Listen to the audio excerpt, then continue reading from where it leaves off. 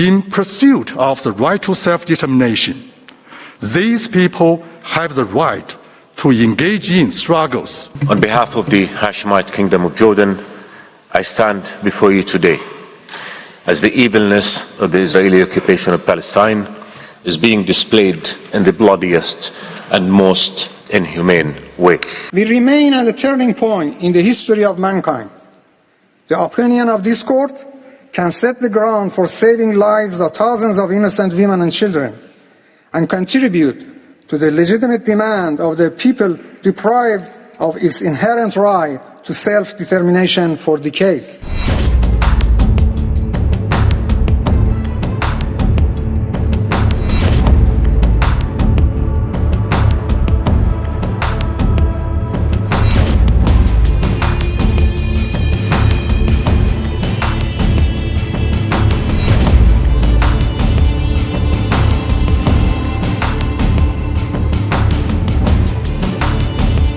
In pursuit of the right to self-determination, these people have the right to engage in struggles, seek and receive support. On the basis of that right, Palestinian people declared the establishment of State Palestine in 1988, which has been recognized by over 130 countries. In pursuit of the right to self-determination, Palestinian people use force to resist foreign oppression and complete the establishment of an independent state. Is inalienable right, well founded in international law. Various people freed themselves from colonial rule and foreign oppression to realize independent statehood after World War II. Their practices serve as convincing evidence for the right.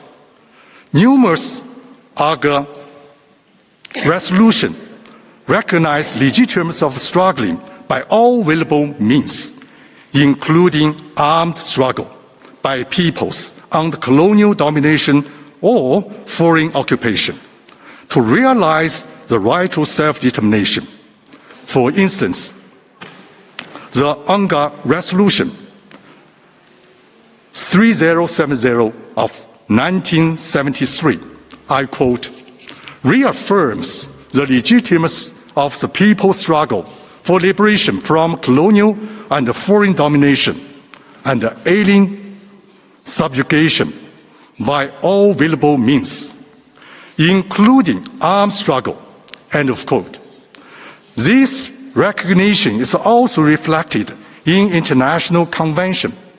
For example, the Arab Convention for Suppressing of Terrorism of 1998 affirms, I quote, the right of peoples to combat foreign occupation, aggression by whatever means, including armed struggle, in order to liberate their territories and secure the right to self-determination and independence, end of quote. On behalf of the Hashemite Kingdom of Jordan, I stand before you today as the evilness of the Israeli occupation of Palestine is being displayed in the bloodiest and most inhumane way.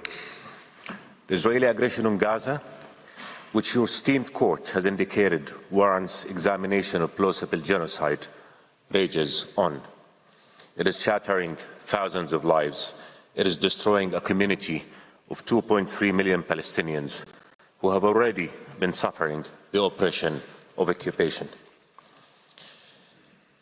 500,000 Palestinians in Gaza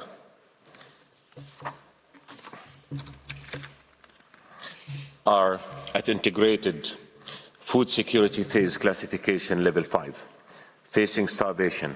This number is 4 times that in the whole world. In Gaza, Palestinians are dying by Israel's war. They are also dying from hunger and lack of medication as Israel prevents the delivery of food and medicine in violation of international humanitarian law and in defiance of the provisional measures you have ordered.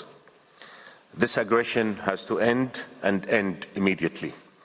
Those responsible for it must face justice. No country must be allowed to be above the law. Israel is acting and has been allowed to act in complete disregard of international law. That cannot continue. The occupation is unlawful. It is inhumane. It must end. According to the UN Under-Secretary General for Humanitarian Affairs, and I quote, "For children in particular, there is no food, no water, no school, nothing but the terrifying sounds of war, day in and day out, and its people are witnessing daily threat to their very existence while the world watches on." End of quote. Third, according to the WHO, the population in Gaza is facing extreme hunger with insufficient food and high level of malnutrition. Yet, the conditions in Gaza are becoming much worse every day. We remain at a turning point in the history of mankind. The opinion of this court can set the ground for saving lives of thousands of innocent women and children and contribute to the legitimate demand of the people deprived of its inherent right to self-determination for decades. It is hoped that this court will once more make history by giving a landmark advisory opinion in support of the right to self-determination of Palestinian people, which may finally help seize the illegal, prolonged occupation of Palestine. Mr. President, members of the court, in oral statement we submit that, firstly, this court has jurisdiction to give advisory opinion requested. Secondly, there are legal consequences arising from the prolonged occupation of Palestinian territories by the Israeli occupying regime in violation of the right of Palestinian people who have never experienced the right to self-determination.